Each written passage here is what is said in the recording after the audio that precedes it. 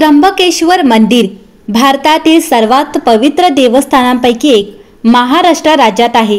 नाशिक शहराजवळ ब्रह्मगिरी पर्वताच्या पायथ्याचे असलेले हे प्राचीन मंदिर भगवान शिवाला समर्पित असून त्याचे धार्मिक आणि ऐतिहासिक महत्त्व आहे।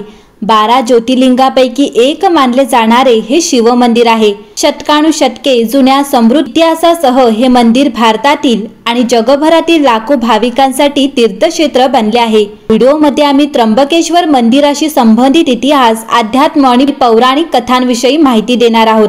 मंदिराची उत्पत्ती, त्याचे स्थापत्य वैभव आणि सांस्कृतिक आणि धार्मिक प्रथा यांचा शोध घेणार आहोत, ज्यामुळे ते भक्ती आणि विश्वासाचे चिरस्थायी प्रतीक बनते। त्र्यंबकेश्वर मंदिराचा इतिहास पौराणिक आणि ऐतिहासिक अशा दोन्ही गोष्टींनी जोडलेला आहे। हे मूळ मराठा शासक नानासाहेब पेशवे यांनी 18व्या शतकात बांधले होते, तथापि त्याची मुळे खूप खोलवर जातात, प्राचीन हिंदू दंतकथा आणि ग्रंथांशी जोडतात। मंदिराशी संबंधित सर्वात महत्त्वपूर्ण ऐतिहासिक घटनांपैकी एक म्हणजे कुंभमेळ्याची चालू परंपरा। नाशिकमध्ये दर 12 वर्षांनी होणारे प्रमुख हिंदू तीर्थक्षेत्र। गोदावरी नदीचे उगमस्थान मानल्या जाणाऱ्या पवित्र त्र्यंबक तीर्थाच्या नावावरून या मंदिराचे नाव ठेवण्यात आले आहे। दक्षिणेची गंगा म्हणून ओळखल्या जाणाऱ्या या नदीला हिंदू धर्मात खूप आध्यात्मिक महत्त्व आहे। प्राचीन ग्रंथानुसार असे म्हटले जाते की भगवान राम त्यांची पत्नी सीता आणि भाऊ लक्ष्मण यांच्यासह 14 वर्षांच्या वनवासात त्र्यंबकेश्वर येथे राहिले होते। त्र्यंबकेश्वर मंदिराच्या सभोवतालची पौराणिक कथा हिंदू श्रद्धा आणि दंतकथांमध्ये खोलवर रुजलेली आहे। मंदिराशी जोडलेली सर्वात प्रमुख कथा म्हणजे गोदावरी नदीचा उगम। प्राचीन धर्मग्रंथ शिवपुराणानुसार भगवान शिव स्वतः त्र्यंबक येथे वास्तव करत होते, म्हणूनच हे मंदिर त्यांना समर्पित आहे। आख्यायिका सांगते की भगवान शिवाने पवित्र नदी गंगा, जी या प्रदेशात गोदावरी म्हणून ओळखली जाते, ब्रह्मगिरी पर्वतातून वाहते। ही कृती भूमी शुद्ध करण्यासाठी आणि असंख्य आत्म्यांना मोक्ष प्रदान करण्यासाठी होती।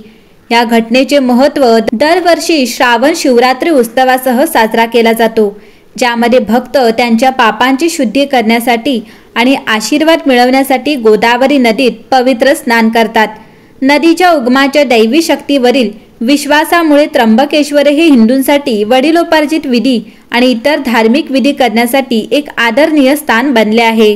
पौराणिक कथेनुसार त्र्यंबकेश्वर येथे प्राचीन काळात गौतम ऋषींचा आश्रम होता आणि येथे सतत 24 वर्षापर्यंत पाऊस पडलाच नाही आणि त्यामुळे येथील लोक मरण पावू लागले। पण तेच गौतम ऋषींच्या आश्रमात पाऊस पडायचा, कारण वरुण देवता त्यांच्या भक्तीवर प्रसन्न होते। त्या कारणामुळे तेथील आजूबाजूचे लोक त्यांच्या आश्रमात येऊन राहायला लागले। तेच त्यांच्या आश्रमात इतर ऋषी सुद्धा राहायला लागले। त्यानंतर काही कारणास्तव राहणाऱ्या ऋषींच्या पत्न्यांनी गौतम ऋषींचा अपमान करण्यासाठी स्वतःच्या पतींना प्रेरित केले। त्यानंतर ऋषींनी गणपतीची आराधना केली। त्यानंतर गणपती प्रसन्न झाले आणि त्यांना वर मागण्यास सांगितले। तेव्हा त्यांनी गौतम ऋषींना आश्रमातून बाहेर काढण्याचा वर मागितला आणि भगवान गणेशजींना विवश करून त्यांना तथास्तु म्हणावे लागले। तेव्हा गणेशजींनी एक वयोवृद्ध गायीचे रूप घेतले आणि गौतम ऋषींच्या शेतात जाऊन पिकाला खाऊ लागले। तेव्हा गौतम ऋषी तेथे आले आणि त्या गायीला हातात असलेल्या चाऱ्याने हकलण्याचे पाहिले, पण चाऱ्याचा स्पर्श होताच गाय खाली पडून मरण पावली। तेव्हा तेथे आजूबाजूला लपून बसलेले ऋषी बाहेर येऊन गौतम ऋषींवर आरोप करायला लागले की गौतम ऋषींनी गोहत्या केली। अशा परिस्थितीमध्ये गौतम ऋषींना सुचेनासे झाले, म्हणून त्यांनी तेथील ऋषींना विचारले की यावर प्रायश्चित काय करावे। तेव्हा त्या ऋषींनी गौतम ऋषींना प्रायश्चित करण्याचा सल्ला देत सांगितले की पृथ्वीची 3 वेळा परिक्रमा करा, त्यानंतर परत येऊन 1 महिना येथे तप करा आणि नंतर ब्रह्मगिरी पर्वतावर 100 वेळा चक्कर मारावे लागतील, तेव्हा कुठं जाऊन या पापातून मुक्ती मिळेल।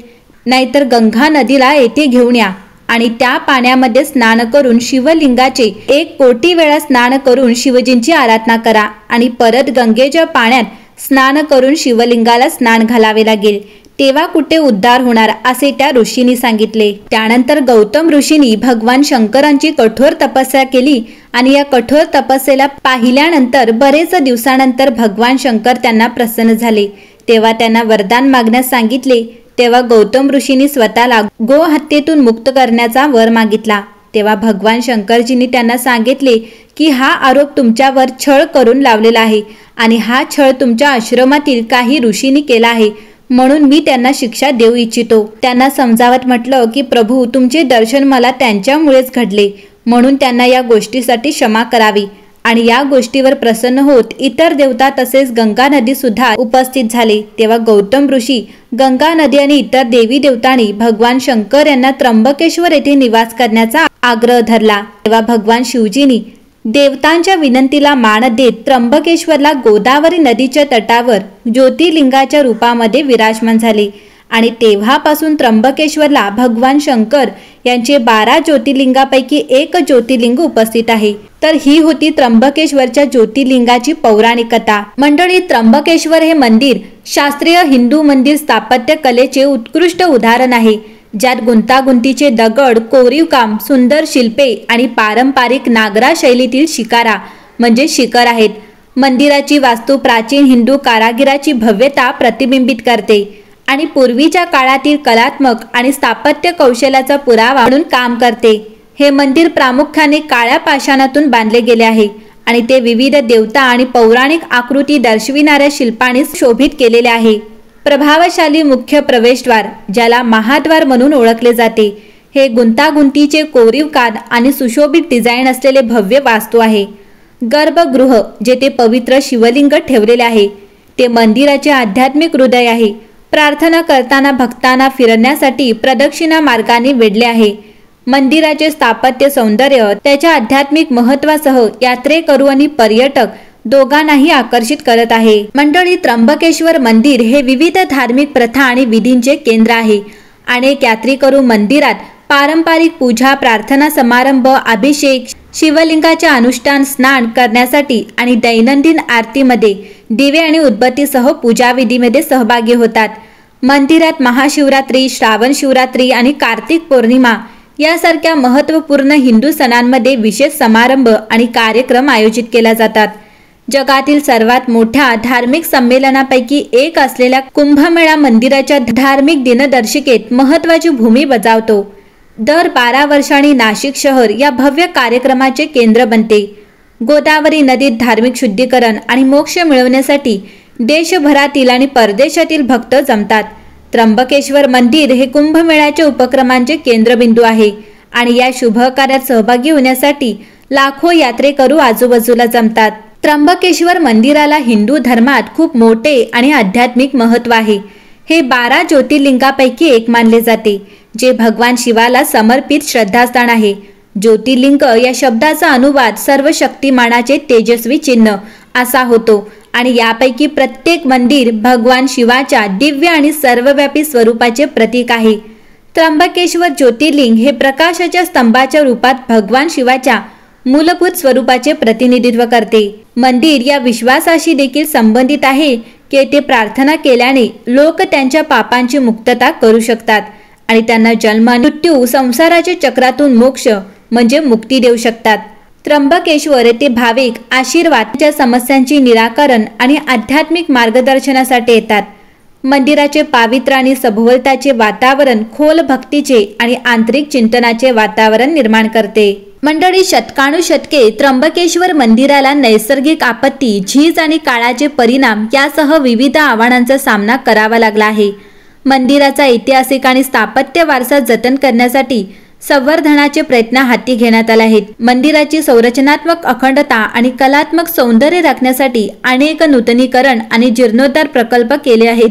भारतीय पुरातत्व सर्वेक्षण आणि विविध राज्य संस्थांनी मंदिराच्या संरक्षणासाठी सक्रिय सहभाग घेतला आहे.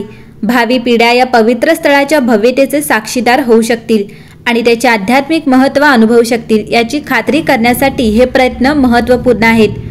त्र्यंबकेश्वर हे मंदिर केवळ प्रार्थना स्थळ नाही, हे इतिहास, अध्यात्म आणि पौराणिक कथांचे भांडार आहे.